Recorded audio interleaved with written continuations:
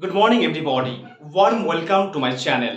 Now I am going to create a short video on the topic of history. So let's get started. আজকের আলোচ্য বিষয় ইতিহাস। প্রথমে লিখব হিস্টোরি, HISTORY, হিস্টোরি। আমরা প্রথমে যখন এই হিস্ট্রি কথাটি শুনবো তখনই আমাদের প্রত্যেকের মাইন্ডে একটা কথাই ঘুরে সেটা কি? ইতিহাস মানেই কিন্তু পাস্ট। ইতিহাস মানে কি? পাস্ট। আর পাস্ট মানে বাংলাতে কি? অতীত। তার মানে কি? তার মানে আমরা ইতিহাস সম্পর্কে যেটা জানি যে ইতিহাস মানে হচ্ছে পাস্টে ঘটিত ঘটনাগুলির বর্ণনা দেয়। ইতিহাস হচ্ছে কি? পাস্টে যে সমস্ত ঘটনা ঘটেছে সেগুলিকে সম্পর্কে আমাদেরকে বলে দেয়, সেটাই কিন্তু ইতিহাস। কিন্তু বাস্তবে ইতিহাস মানে কিন্তু তা নয়। বাস্তবে ইতিহাস মানে কিন্তু তা নয়। তাহলে ইতিহাস মানে কি? ইতিহাস মানে হচ্ছে, ইতিহাস আমরা প্রত্যেকেই জানি যে ইতিহাস একটা বইয়ের নাম, যেমন ভূগোল, ইংরেজি। ঠিক একইভাবে ইতিহাস কিন্তু একটা বইয়ের নাম বা একটা টেক্সটের নাম। ইতিহাস ইজ আ টেক্সট, একটা গ্রন্থ বা বই, যে বই আমাদেরকে বলে দেয়, কি বলে দেয়? যে অতীতে যে সমস্ত ঘটনা ঘটেছে, পাস্টে যে সমস্ত ঘটনা ঘটেছে, সেই ঘটনাগুলি নিশ্চিতভাবে ঘটেছে। মানে কি? যেগুলি বাস্তবে কিন্তু ঘটেছে, ওটা কিন্তু ফেক নয়, রিয়ালি ঘটেছে। এবং সেই যা ঘটেছে তার প্রমাণ আমাদের কাছে থাকবে। তাহলে ইতিহাস হচ্ছে এমন একটা টেক্সট, যে টেক্সট আমাদেরকে বলে দিচ্ছে যে যে সমস্ত ঘটনা পাস্টে ঘটেছে সেগুলি নিশ্চিত রূপে ঘটেছে এবং তার প্রমাণ আমাদের কাছে রয়েছে, তবেই কিন্তু তাকে আমরা ইতিহাস বলতে পারবো। তাহলে বাদ বাকি পাস্টে যাই ঘটেছে সব কিন্তু ইতিহাস নয়। যেগুলি ঘটেছে সেগুলি ডেফিনেটলি ঘটেছে এবং যার প্রমাণ আমাদের কাছে রয়েছে, তার সোর্স আমাদের কাছে রয়েছে, সেগুলিকে আমরা কিন্তু ইতিহাস বলবো। তো এই ইতিহাস শব্দটি এসছে, the word history is derived from a Greek word historia. কি বললাম? এই ইতিহাস শব্দটি এসছে একটা গ্রিক শব্দ, যার নাম হচ্ছে কি? Hysteria, HISTORIA। আমরা অনেকেই এই যে মানে অনেকেই কিন্তু গ্রিস বলে একটা দেশ আছে, গ্রিস, GREECE, গ্রিস বলে একটা দেশ রয়েছে। সেই দেশের আমরা দেখি না, সেই WWE চ্যাম্পিয়ন খেলা হয় তো ওই গ্রিস দেশে হয়। তো গ্রিস দেশের যে ল্যাঙ্গুয়েজ রয়েছে, গ্রিক ল্যাঙ্গুয়েজ, সেই ল্যাঙ্গুয়েজে হিস্টোরিয়া বলে একটা ওয়ার্ড রয়েছে। কি হচ্ছে? হিস্টোরিয়া বলে একটা ওয়ার্ড রয়েছে। সেই হিস্টোরিয়া কথার মানে হচ্ছে the information or knowledge gathered by investigation. কি বলবো? The information or knowledge gathered by investigation. তার মানে কি? তথ্য বা জ্ঞান যেগুলি আমরা ইনভেস্টিগেশন করে পেয়েছি, তদন্ত করে পেয়েছি। তাহলে যে সমস্ত তথ্য বা জ্ঞান আমরা তদন্ত করে পেয়েছি সেটাই কিন্তু হিস্টোরিয়া। আর এই হিস্টোরিয়া শব্দটির থেকেই কিন্তু ইতিহাস শব্দটি এসছে। আর এই হিস্টোরিয়া একটা গ্রিক ওয়ার্ড, মনে থাকবে। তো হিস্টোরিয়া একটা গ্রিক ওয়ার্ড, সেই গ্রিক ওয়ার্ড থেকে এই হিস্টোরি শব্দটি এসছে। এরপরে এই যে গ্রিস দেশ বললাম, আমরা অনেকে নাম শুনেছি আলেকজান্ডার, বীর যোদ্ধা আলেকজান্ডার নাম, সে আলেকজান্ডারের বাড়ি কিন্তু সেই গ্রিস দেশ। তো এই গ্রিস দেশে একজন হিস্টোরিয়ান ছিলেন, একজন ঐতিহাসিক ছিলেন, হিস্টোরিয়ান ছিলেন, যার নাম Herodotus. Herodotus, HERO, Herodotus, DOTUS। এটার নাম কিন্তু হিরো নয়, HERO হিরো হয় তো, কিন্তু এটা হিরো নয়, কিন্তু হেরো। হেরো, এটা ডোটাস, নট লোটাস, ডোটাস। তাহলে হেরোডোটাস। তাহলে গ্রিস দেশে একজন ঐতিহাসিক ছিলেন যার নাম হচ্ছে হেরোডোটাস। এই ব্যক্তি খুব বুদ্ধিমান ব্যক্তি। সে একটা বই লিখেছিল, সে একটা বুক লিখেছিল যার নাম দিয়েছিল হিস্টোরিকা। কি নাম দিয়েছিল? হিস্টোরিকা, HISTORICA, হিস্টোরিকা। প্রথমটার নাম হিস্টোরিয়া, এর নাম হচ্ছে হিস্টোরিকা। হিস্টোরিকা, HISTORICA। সে একটা বই লিখেছিল এবং সেই বইয়ে সে পাস্টে যে সমস্ত ঘটনা, অতীতে যে সমস্ত ঘটনা ঘটেছিল সেগুলি সে লিপিবদ্ধ করেছিল, সেগুলি সে লিখেছিল ওই বইয়ে, হিস্টোরিকাতে। যেহেতু এই ব্যক্তি পৃথিবীতে প্রথম ব্যক্তি, যে ব্যক্তি অতীতে যে সমস্ত ঘটনা ঘটেছিল সেগুলি সম্পর্কে ফার্স্ট টাইম আমাদেরকে হিস্টোরিকা বইয়ের মধ্য দিয়ে আমাদেরকে জ্ঞান দিয়েছিলেন, তাই এই ব্যক্তিকে বলা হয় ফাদার অফ হিস্টোরি। কি বলা হয়? Father of history. তাহলে কি বলবো? হিস্টোরি, ফাদার অফ হিস্টোরি, ওকে, বলা হয় এই ব্যক্তিটাকে, যার নাম হচ্ছে কি হেরোডোটাস। কেন? কারণ সে একটা বই লিখেছিল যার নাম হিস্টোরিকা। সেই বইয়ে অতীতে ঘটিত ঘটনাগুলিকে তিনি বর্ণনা করেছিলেন প্রথম পৃথিবীতে, তাই এই ব্যক্তিকে বলা হয় ফাদার অফ হিস্টোরি। এরপরে আমি একটু আগে বললাম যে পাস্টে যেগুলো ঘটনা ঘটেছে সেগুলিকে সবকে আমরা ইতিহাস বলবো না। কেন বলবো না? কারণ যদি তার মধ্যে কি থাকে, যদি তার মধ্যে সোর্স থাকে, পুরো প্রমাণ থাকে, তবে কিন্তু সেগুলো ইতিহাস বলবো। তো তাহলে আজ থেকে তো প্রায় বহু বছর আগে অনেক ঘটনা ঘটেছে, তাহলে আমরা কিভাবে পাবো? হ্যাঁ, পাওয়ার উপায় রয়েছে, আমরা পেতে পারি। তো এই ইতিহাস পাস্টে কি ঘটেছে এই জানার জন্য আমাদের কাছে দুখানা সোর্স রয়েছে। কখানা সোর্স? দুখানা সোর্স। লিখবো সোর্স, SOURCE। একটা সোর্স কি বলা হয়? কি আর্কোলজিক্যাল সোর্স। কি বলা হয়? Archaeological source, CHAELOGICAL, archaeological source, যার বাংলা মানে হচ্ছে পুরাতাত্ত্বিক সোর্স। পুরাতাত্ত্বিক বাংলা মানে জানা দরকার নেই।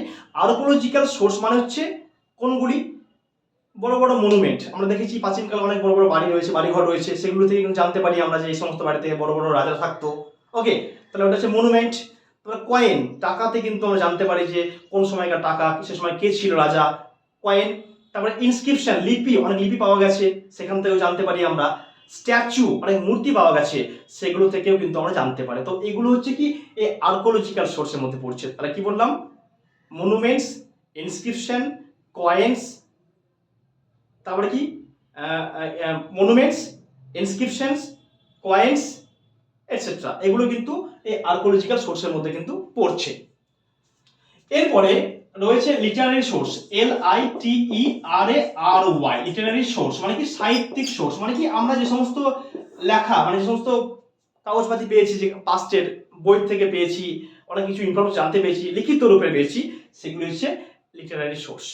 এর মধ্যে কি রয়েছে? এর মধ্যে বিভিন্ন ভাষায়, বিভিন্ন ল্যাঙ্গুয়েজে কিন্তু লেখা হয়েছে অনেক বইপত্র, যেমন গীতা, রামায়ণ, মহাভারত, বেদ, উপনিষদ, পুরাণ, এগুলো সব কিন্তু এই লিটারারি সোর্সের মধ্যে পড়ছে। এরপরে আমরা আলোচনা করব, যেহেতু আমাদের যে সমস্ত ওয়ানডে এক্সাম হয়, সেই এক্সামে কিন্তু ভারতীয় ইতিহাস সম্পর্কে প্রশ্ন আসে। যে সমস্ত ওয়ানডে কম্পিটিটিভ এক্সাম হয়, যে সমস্ত এক্সামগুলি হয়, সেগুলিতে কিন্তু SCGL, WBCS বা যে কোনো এক্সাম হয়, সেগুলিতে কিন্তু ইন্ডিয়ান হিস্ট্রিকে বেশি প্রাধান্য দেওয়া হয়। তো প্রথমেই আমরা ইন্ডিয়ান হিস্ট্রি সম্পর্কে আলোচনা করব। ইন্ডিয়ান হিস্টোরি, ভারতের ইতিহাসে যে সমস্ত ঘটনা ঘটেছে, সেই সমস্ত ঘটনাগুলিকে যদি আমরা মানে সময়কালটাকে ভাগ করি, মানে ভারতবর্ষের ইতিহাসে যে সমস্ত ঘটনা ঘটেছে সেগুলিকে যদি আমরা টাইমের সাপেক্ষে দেখি, তাহলে আমরা এই ভারতীয় ইতিহাসকে আমরা তিনটি ভাগে ভাগ করব। কি কি? নাম্বার ওয়ান হচ্ছে অ্যানসিয়েন্ট হিস্টোরি। নাম্বার ওয়ান হচ্ছে ancient, ANCIENT, ancient history. Ancient history, যার বাংলা মানে হচ্ছে প্রাচীন ভারতের ইতিহাস। কি? প্রাচীন মানে বহুদিন আগেকার, প্রাচীন ভারতের ইতিহাস, প্রাচীন ভারত। ওকে, প্রাচীন ভারতের ইতিহাস, প্রাচীন ভারত, প্রাচীন ইতিহাস, প্রাচীন ভারতের প্রাচীন ইতিহাস। ওকে, দুই নাম্বার হচ্ছে মিডিয়েভাল হিস্টোরি। মিডিয়েভাল, MEDIEVAL, মিডিয়েভাল হিস্টোরি মানে মধ্যকালীন ইতিহাস। মধ্যকালীন ইতিহাস লিখছেন এটা। ওকে, আর এটা মডার্ন হিস্টোরি, এটা হচ্ছে মডার্ন, MODERN, মডার্ন হিস্টোরি মানে আধুনিক ইতিহাস। তাহলে আমরা ভারতীয় ইতিহাসকে তিনটি ভাগ করলাম, একটা হচ্ছে অ্যানসিয়েন্ট হিস্টোরি, মিডিয়েভাল হিস্টোরি, আর হচ্ছে মডার্ন হিস্টোরি। অ্যানসিয়েন্ট মানে প্রাচীন, মিডিয়েভাল মানে মধ্য, আর মডার্ন মানে হচ্ছে আধুনিক। তাহলে তিনটি পার্টে কিন্তু আমরা ভাগ করলাম। এরপরে আমরা কিন্তু অনেকেই যখন আমরা NCERT বুক পড়েছি বা বাংলা মিডিয়াম, আমাদের যে ওয়েস্ট বেঙ্গল বোর্ড রয়েছে, সেই বোর্ডে আমাদের কিন্তু ক্লাস 6-এ কি পড়ানো হয়? সেই আগেকার সময়ের কথা, যে আগেকার মানুষেরা গাছের ফল পাতা খেত, তারা গুহায় বাস করতো। ওটা কি? ওটা একদম বহুত পুরাতন, অনেক পাস্টের ঘটনা। ওটা হচ্ছে অ্যানসিয়েন্ট হিস্টোরিতে পড়ছে। তাহলে ক্লাস 6 স্ট্যান্ডার্ডে যেটা পড়ছি আমরা, সেটা হচ্ছে কি? এটা হচ্ছে অ্যানসিয়েন্ট হিস্ট্রির মধ্যে পড়ছে। ক্লাস 7-এ আমরা পড়েছি কি? সেই যে সমস্ত ঘটনাগুলি আকবর, মুঘল যারা আছে ওদের সম্পর্কে পড়েছি আমরা ক্লাস 7-এ। আর ক্লাস 8-এ পড়েছি আমরা কি? এই মডার্ন হিস্টোরি। তাহলে ক্লাস 6-এ পড়েছি অ্যানসিয়েন্ট হিস্টোরি, ক্লাস 7-এ পড়েছি মডার্ন হিস্টোরি, ক্লাস 6-এ পড়েছি অ্যানসিয়েন্ট হিস্টোরি, ক্লাস 7-এ পড়েছি মিডিয়েভাল হিস্টোরি, আর ক্লাস 8-এ পড়েছি মডার্ন হিস্টোরি। এরপরে আমরা দেখব, যদি আমরা কম্পেয়ার করি যে ভারতের ইতিহাস সব থেকে বেশি পার্ট কোথায় রয়েছে, যদি কম্পেয়ার করি এই যে ancient history, medieval history, modern history, তাহলে দেখব যে অ্যানসিয়েন্ট যে হিস্টোরি, প্রাচীন যে ইতিহাস, সেই ইতিহাসের সময়সীমা সব থেকে বড়। তো এই অ্যানসিয়েন্ট হিস্টোরিকে আবার তিনটি ভাগে ভাগ করা হয়। কি বলা হয়? অ্যানসিয়েন্ট হিস্টোরিকে আবার তিনটি ভাগে ভাগ করা হয়। কয়টি ভাগে? তিনটি ভাগে। নাম্বার 1, তাহলে মুসিটাকে অ্যানসিয়েন্ট হিস্টোরিকে আবার তিনটি ভাগে ভাগ করা হয়। তাহলে লিখবো এখানে অ্যানসিয়েন্ট হিস্টোরিকে আবার তিনটি পার্টে ভাগ করা হয়। Ancient history, ANCIENT, ancient history কি কি রয়েছে? ভারতের যে অ্যানসিয়েন্ট ইতিহাস রয়েছে সেই ইতিহাসটাকে তিনটি পিরিয়ডে ভাগ করা হয়, তিনটি পার্টে ভাগ করা হয়। কি কি রয়েছে? একটা হচ্ছে প্রি হিস্টোরিক। কি বললাম? প্রি হিস্টোরিক, HISTORIC, মানে কি? প্রাগ ঐতিহাসিক। বাংলাতে বলছে প্রাগ ঐতিহাসিক। এটা হচ্ছে প্রি ঐতিহাসিক, মানে প্রাগ ঐতিহাসিক। ওকে, তারপর হচ্ছে প্রি ঐতিহাসিক। ওকে, তারপর হচ্ছে proto, PROTO, proto historic. Proto নয় কিন্তু, প্রোটো। কি বললাম? Proto historic. তাহলে প্রি হিস্টোরিক। নাম্বার 2 হচ্ছে প্রোটো হিস্টোরিক, মানে কি? এটা যদি প্রাগ ঐতিহাসিক হয় তাহলে এটা হচ্ছে প্রায় ঐতিহাসিক, আর এটা হচ্ছে হিস্টোরিক, HISTORIC, হিস্টোরিক। তাহলে তিনটি পার্ট, একটা প্রাগ ঐতিহাসিক, আর প্রায় ঐতিহাসিক, আর ঐতিহাসিক। তাহলে যেহেতু ইন্ডিয়ান হিস্টোরির মধ্যে সব থেকে বড় পার্ট হচ্ছে অ্যানসিয়েন্ট হিস্টোরি, সেই অ্যানসিয়েন্ট হিস্টোরিকে আবার তিনটি পার্টে ভাগ করা হয় সময়সীমাটাকে। একটা হচ্ছে কি? প্রি হিস্টোরিক, প্রোটো হিস্টোরিক এবং হচ্ছে হিস্টোরিক। প্রথমে জানতে হবে যে প্রি হিস্টোরিক মানে কি। প্রি হিস্টোরিক পিরিয়ড মানে হচ্ছে সেই সময়কার কথা, যে সময়কার অতীতে যে সময়ের ঘটনা বলছি, সেই সময় যে সমস্ত ঘটনা ঘটেছে সেগুলির অবশেষ আমাদের কাছে রয়েছে, ফসিল আমাদের কাছে রয়েছে, কিন্তু সেগুলির কোনো লিখিত সোর্স আমাদের কাছে নেই। যে কোনো ঘটনা ঘটেছে সেগুলি লেখা আছে কোনো বইয়ে, সেগুলি কিন্তু নেই। তাহলে কি রয়েছে? আমাদের অনেক ফসিল রয়েছে, অনেক অবশেষ পাওয়া গেছে। তাহলে বললাম, তাহলে এই প্রি হিস্টোরিক সময় বলতে আমরা সেই সময়টাকে বুঝবো যে সময়টাতে কি যে সমস্ত ঘটনা ঘটেছে সেই ঘটনাগুলির প্রমাণস্বরূপ কোনো লিখিত উপাদান আমাদের কাছে নেই, রিটেন সোর্স নেই, কিন্তু আমাদের কি রয়েছে? অবশেষ রয়েছে, মানে ফসিল কিন্তু আমাদের কাছে রয়েছে, তার ভিত্তিতে আমরা ইতিহাস বলছি। তাহলে সেই সময়টা হচ্ছে প্রি হিস্টোরিক সময়। প্রোটো হিস্টোরিক মানে কি? প্রোটো হিস্টোরিক সময় মানে সেই সময়, মানে আজ থেকে বহু বহু বছর আগে, সেই সময় যে সময়কার যা ঘটনা ঘটেছে সেগুলির আমরা লিখিত সোর্স পেয়েছি, এবং সেগুলির অবশেষও পেয়েছি, বিভিন্ন রকম মনুমেন্ট বা বিভিন্ন রকম পয়েন্ট, সেগুলো পেয়েছি কিন্তু আমরা। তাহলে পার্থক্য কোথায়? এখানে বললাম যে এখানে আমরা অবশেষ পেয়েছি কিন্তু রিটেন সোর্স পাইনি। আর এখানকার সময় মানুষ কিন্তু লিপি লিখতে জানতো না, তারা কিন্তু লেখাপড়া জানতো না। আর প্রোটো হিস্টোরিক সময়কার মানুষেরা কি, তাদের মধ্যে তারা লিপিও পেয়েছে, তারা মানে বডিও পেয়েছে, মানে অবশেষও পেয়েছে। তাহলে পার্থক্য কি? এখানে যা পেয়েছি আমরা সেটা কিন্তু এখনো পর্যন্ত আমাদের মানুষরা উদ্ধার করতে পারেনি। তারা যে কি লিখেছিল তাদের খাতা বইয়ে, সেটা কিন্তু আমরা এখনো উদ্ধার করতে পারিনি। তাহলে প্রথমটাতে কি বললাম? প্রি হিস্টোরিক সময়ে মানুষরা লেখাপড়া জানতো না, তাদের কোনো রিটেন সোর্স ছিল না, কিন্তু অবশেষ পাওয়া গেছে। কিন্তু প্রোটো হিস্টোরিকে অবশেষ এবং রিটেন সোর্স দুটোই পাওয়া গেছে, কিন্তু সেখানে কি লেখা আছে সেটা এখনো পর্যন্ত আইডেন্টিফাই করতে পারা যায়নি। তাই এটা কি? এটা বলে প্রোটো হিস্টোরিক পিরিয়ড।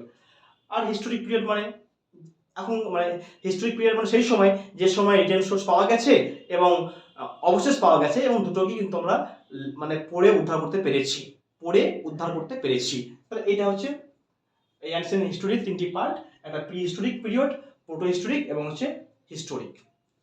এই তিনটেকে যদি আমরা কম্পেয়ার করি, এই প্রি হিস্টোরিক, প্রোটো হিস্টোরিক এবং হিস্টোরিক, তাহলে আমরা দেখব যে এই তিনটে সময়ের মধ্যে এই পিরিয়ডটা, প্রি হিস্টোরিক পিরিয়ডটা সব থেকে বেশি সময় চলেছিল। কি বললাম?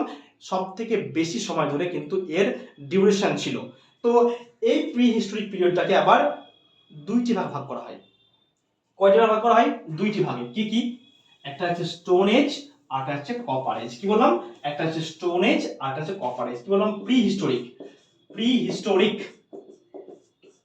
ওকে, এই প্রি হিস্টোরিককে আবার দুইটি পার্টে ভাগ করা হয়। কি? একটা হচ্ছে স্টোন এজ, আর হচ্ছে copper age, COPPER, copper age.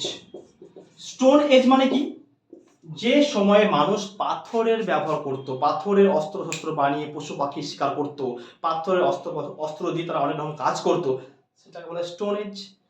তাহলে প্রি হিস্টোরিক পিরিয়ডকে দুইটি ভাগে ভাগ করা হয়, একটা স্টোন এজ আর একটা কপার এজ। স্টোন মানে পাথর আর কপার মানে তামা। তো মানুষ যখন স্টোনের ব্যবহার করতে শুরু করলো, তারপরে পাশাপাশি তারা কিন্তু কি কপারের জিনিসপত্র ব্যবহার করতে শুরু করলো, তামার ব্যবহার। এবং কপারই হচ্ছে প্রথম একটা মেটাল, যে মেটালটা মানুষ প্রথম ইউজ করেছিল। কোশ্চেন আছে যে কোন ধাতু প্রাচীনকালের মানুষ প্রথম ইউজ করেছিল, তখন না হয় কপার, যার বাংলা মানে তামা। তাহলে এই প্রি হিস্টোরিক পিরিয়ডটাকে দুইটি ভাগে, একটা স্টোন এজ আর একটা হচ্ছে কপার এজ। স্টোন এজ মানে পাষাণ যুগ আর কপার এজ মানে তাম্র যুগ। ওকে, এরপরে যদি আমরা কম্পেয়ার করি স্টোন এজ এবং কপার এজ, তাহলে আমরা দেখব এই স্টোন এজটা কিন্তু সব থেকে বেশি সময় চলেছিল এবং এর ডিউরেশনটা সব থেকে বেশি ছিল। তো এই দুইয়ের তুলনায় এই স্টোন এজকে আবার তিনটি ভাগে ভাগ করা হয়। কিভাবে ভাগ করা হয়? স্টোন এজকে আবার তিনটি ভাগে ভাগ করা হয়। কি কি ভাগে ভাগ করা হয়? নাম্বার ওয়ান হচ্ছে, নাম্বার ওয়ান এখানে লিখি অবশ্য, stone age, STON, stone age. এই স্টোন এজকে তিনটি ভাগে ভাগ করা হয়। এক নাম্বার ওয়ান হচ্ছে palaeolithic, PALI, palaeolithic, sorry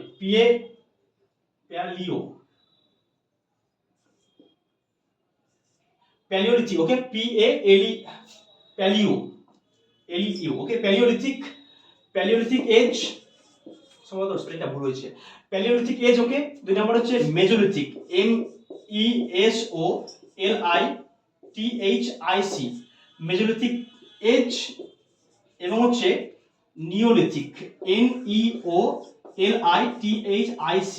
okay, তাহলে তিনটি এজ, কি বললাম, স্টোন এজকে তিনটি পার্টে ভাগ করছি, একটা প্যালিওলিথিক এজ, তারপরে মেজোলিথিক এজ আর নিওলিথিক এজ, তিনটি যুগে ভাগ করছি। এই যে স্টোন এজ রয়েছে তাকে আমরা তিনটি এজে ভাগ করছি, একটা প্যালিওলিথিক, মেজোলিথিক এবং নিওলিথিক। প্যালিওলিথিক মানে কি? প্যালিওলিথিক মানে কি? পাষাণ যুগ। কি বললাম?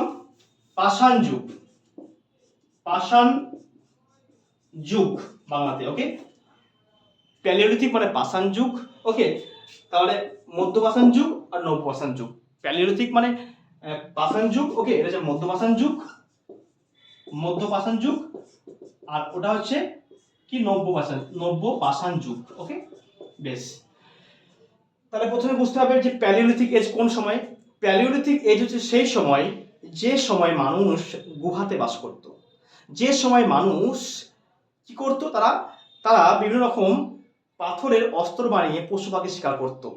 প্যালিওলিথিক মানে সেই সময় যে সময় মানুষ ঘুরে বেড়াতো, এখানে ওখানে ঘুরে বেড়াতো খাবারের সন্ধানে, সেই সময়টাকে বলা হয় প্যালিওলিথিক এজ। কি বলা হয়? Palaeolithic age. তাহলে এটা হচ্ছে প্যালিওলিথিক এজ। এবং এটা হচ্ছে সেই সময় যে সময় মানুষ কিন্তু আগুন ডিসকভার করেছিল, আগুনটাকে আবিষ্কার করেছিল, কিন্তু তারা আগুনের ব্যবহার শিখিনি কিন্তু। তাহলে এটা হচ্ছে সেই সময় যে সময় মানুষ কিন্তু কি ফায়ার, আগুনকে ডিসকভার করেছিল। আর মেজোলিথিক এজ মানে কি? মেজোলিথিক এজ মানে সেই সময় যে সময় মানুষের ব্রেনটা অনেকটা ডেভেলপ হয়েছিল, তারা শিকার করার পাশাপাশি বাড়িতে পশুপালন শিখেছিল, পশুপালন করতে শিখেছিল। এবং এই সময় প্রমাণস্বরূপ আমরা মানুষের যে ব্রেন, হিউম্যান যে স্কেলিটন সিস্টেম, হিউম্যানের যে কঙ্কাল, সেই কঙ্কাল কিন্তু আমরা প্রমাণ হিসাবে, প্রুফ হিসাবে কিন্তু পেয়েছি। এই মেজোলিথিক এজের কিন্তু কঙ্কাল আমরা পেয়েছি। আর এই সময় মানুষ কিন্তু আগুনের ব্যবহারটা কিন্তু শিখেছিল। আর নিওলিথিক এজ মানে কি? নিওলিথিক এজ মানে সেই সময় যে সময় মানুষ পশুপালনের পাশাপাশি চাষবাস শুরু করেছিল এবং মানুষের ব্রেনটা ডেভেলপ হয়েছিল। তাহলে কি, during neolithic age people started agriculture. ক্লাসটা আরো বড় রয়েছে, তো যেহেতু আমি ক্লাসটাকে ছোট ছোট আকারে দেওয়ার চেষ্টা করছি যাতে মানে বুঝতে অসুবিধা না হয়। তো এইবার যেহেতু আমরা সকলেই জানি যে ইতিহাস মানেই তো ডেট, তারিখ, যে এই ঘটনাগুলি কতদিন আগে ঘটেছিল, কত সালে ঘটেছিল, কোন তারিখে ঘটেছিল, এগুলি কিন্তু আমাদের কাছে মনে রাখা কঠিন। তো আমি ঠিক করেছি এই যে সময়সীমা, যে কবে থেকে কত সালের মধ্যে ঘটেছে, মানে কত সাল বলতে কি এখানে তো এক্সাক্ট ডেট পাওয়া যায়নি, তো আজ থেকে কত লক্ষ বছর আগে ঘটেছে সেগুলি নিয়ে আমি নেক্সট পার্টে দেওয়ার চেষ্টা করব। So thank you everybody for watching my videos. If you are interested in learning, make sure to subscribe my channel, like my videos and share these videos with your friends. Bye bye, take care.